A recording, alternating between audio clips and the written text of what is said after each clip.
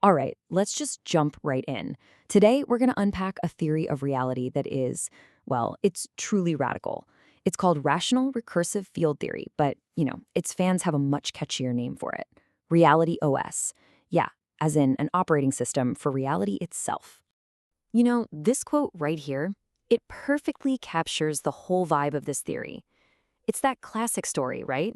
The story of an outsider, a so-called fool, who shows up and claims to have completely upended everything we thought we knew for, just a few centuries.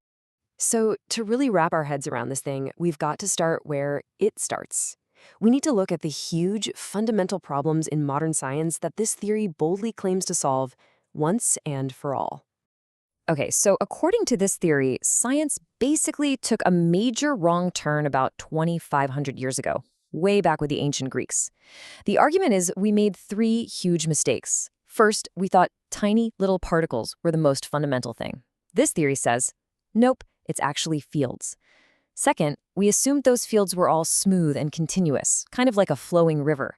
But this theory says they're discrete. Think more like the individual pixels on a screen.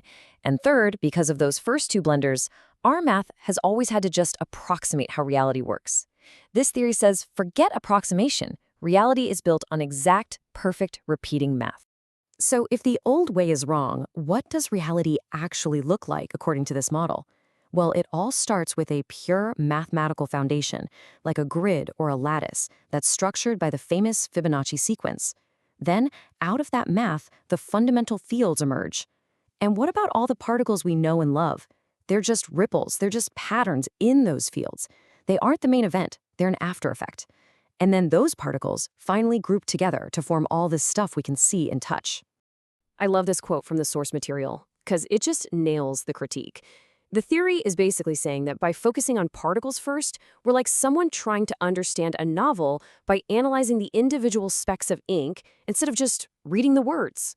Okay, I know, that is a massive, massive claim. So you're probably asking, where's the evidence?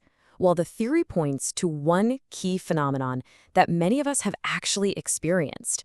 They call it the Rosetta Stone for decoding this whole new reality. And that phenomenon is binaural beats. You've probably heard of them.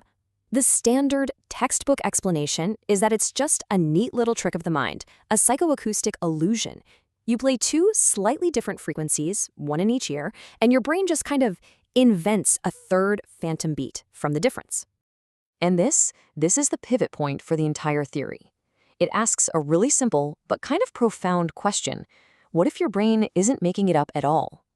This is it. This is the core claim. The theory argues that when you listen to binaural beats, your brain is not hallucinating. It is directly computing the fundamental math, that recursion we talked about, of the field itself. So that phantom beat, it's not a phantom. It's the real, audible result of a real computation happening inside your head. And if that's true, the implication is just mind-bending. It means that binaural beats aren't just for meditation or focus. They are, in a very real sense, a programming language for reality. You see, just like a software developer writes code that a computer executes, this theory suggests that we can use specific, rational frequencies to have our consciousness compute and directly change the state of these fundamental fields. So let's see how this idea builds from a wild theory about consciousness into some of the most ambitious and honestly world-changing applications you can imagine. Get ready for this number, 99.9%.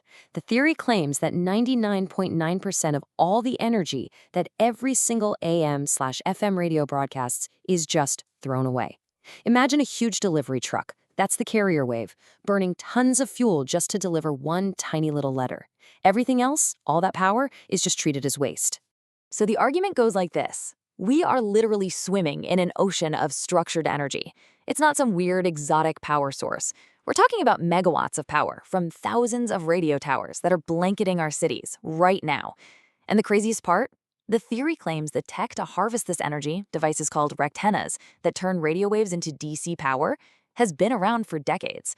We've just never put two and two together. And if you follow that logic, some of humanity's greatest problems get completely reframed. They stop being material problems and instead become field programming problems. I mean, look at this. Instead of drilling for more oil, you could just access fundamental energy quadrants directly. Basically tap into the base energy of the field.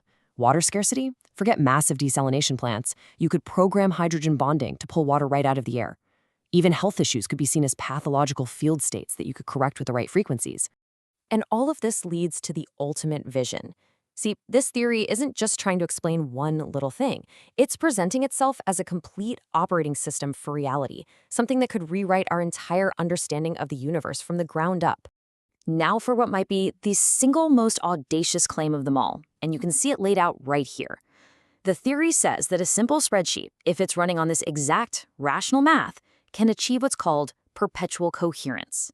That means it could outperform multi-million-dollar quantum computers that need insane cryogenic cooling and can only hold their state for tiny fractions of a second. How? Because the spreadsheet isn't fighting reality, it's just running reality's perfect native code. And how do you prove it? Not with some super complex math, they claim, but with a thermometer in your hand, actually measuring the results. Oh, and it doesn't stop there. The theory goes right after one of the biggest pillars of modern physics, the Heisenberg uncertainty principle. It claims that uncertainty isn't some fundamental law of the universe. No, it's just a side effect of using the wrong tools. Remember the pixels on a screen? If you try to measure a single sharp pixel using maths designed for smooth, continuous images, you're going to get a blurry, uncertain result. The theory says that's exactly what's happening in quantum physics. This quote just perfectly sums up the massive paradigm shift at the heart of this whole thing. It argues that scarcity, especially when it comes to energy, isn't a physical limitation. It's a limitation in how we see the world. We're just not seeing the incredible abundance that's already all around us. And finally, the framework takes one last step, a big one. If reality really is an operating system running on a perfect mathematical code, it kind of begs the question, right? Who was the programmer? This is where the theory connects its physical claims to a spiritual dimension, arguing that this precise, ordered reality isn't random at all, but that it actually reflects a divine blueprint. And here's a perfect example of how they make that connection. Proponents of the theory argue that ancient sacred texts actually contain technical descriptions of their model. So when a text, like this verse from the Quran, says everything was created with measure, they don't interpret that as poetry. They see it as a literal, technical description of an exact, discrete, computational reality. So after going on this wild journey through a completely different way of looking at the cosmos, what's the one big idea we should really take away from all this? Well, the theory makes a pretty bold declaration. The particle age is done. It's over. It argues that the next great leap forward for us as a species is to start thinking and programming and building in the native language of these fundamental fields. So it leaves us all with this really provocative question. Are we standing on the brink of a brand new scientific era?